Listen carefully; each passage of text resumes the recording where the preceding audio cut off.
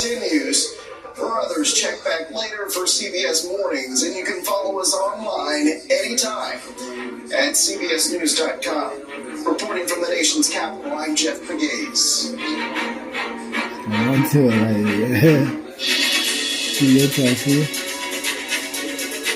CBS News Flash. I'm Matt Piper in New York. CBS News has learned that at least 150 documents marked classified is what the U.S. government took from former President Trump's Florida estate earlier this month. Trump has asked a federal court to temporarily block the FBI from reviewing the materials it seized August 8th from his Mar-a-Lago home until a special master can be appointed to oversee that review.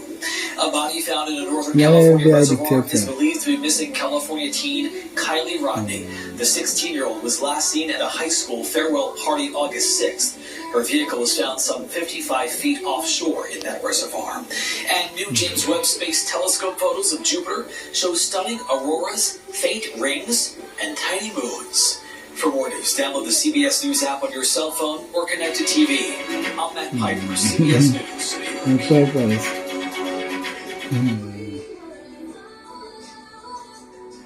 It's Tuesday, August 23rd, 2022. This is the CBS Morning News. Breaking overnight, classified documents. A new report sheds more light about highly sensitive material stored away at Mar-a-Lago. I thought I was going to die. I was just panicking because I just wanted to get out of my car and get out of the water.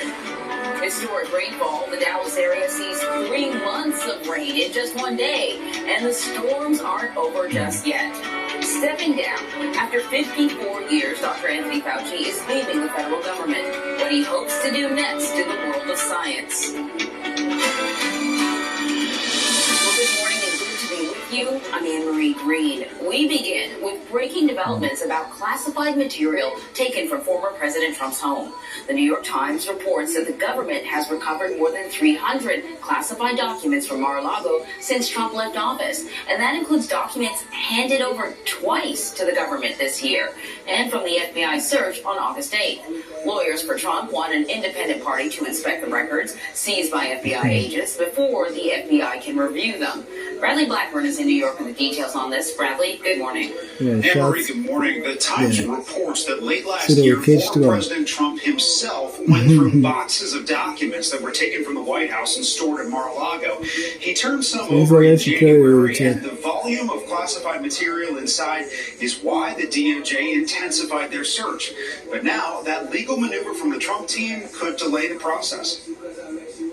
In a new court filing, lawyers for former President Donald Trump are asking a judge to block the FBI from looking at the materials seized in the Mar-a-Lago search until a neutral third party can be appointed to oversee the review. The so-called special master the Trump legal team is calling for would take on the responsibility of setting aside documents covered by executive privilege. We're going to come out swinging and say, look, this cannot be something where we just get a kind of a wink and a nod from DOJ that we're supposed to trust them. Monday's maneuver is part of a federal lawsuit filed by the former president's legal team in response to the hours-long search of his Palm Beach estate 2 weeks ago. It could give him a little more comfort. It could keep his side of things in the news. So I think in terms of the rhetoric around it, the politics behind it, it might help Donald Trump. The day of the search, agents seized boxes including 11 sets of classified documents, some marked top secret.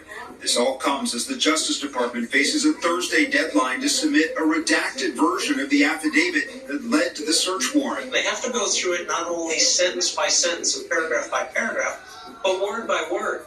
Because every redaction they make, if they don't redact completely, it's going to lead people to speculate. The Justice Department opposes the release of the affidavit, saying it could compromise the investigation.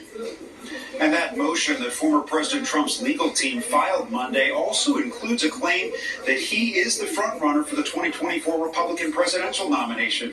He has not officially declared his candidacy, but Anne-Marie, it shows how politics is complicating these ongoing investigations. Yeah, to say the least, Bradley. Bradley Blackburn in New York, thank you so much. You bet. So voters are heading to the polls today in 3 states. There are primaries in Florida and New York. There's also a runoff election in Oklahoma. One of the most closely watched races in Florida is the Democratic primary for governor. Representative Charlie Crist is running against Nikki Fried. She's the state's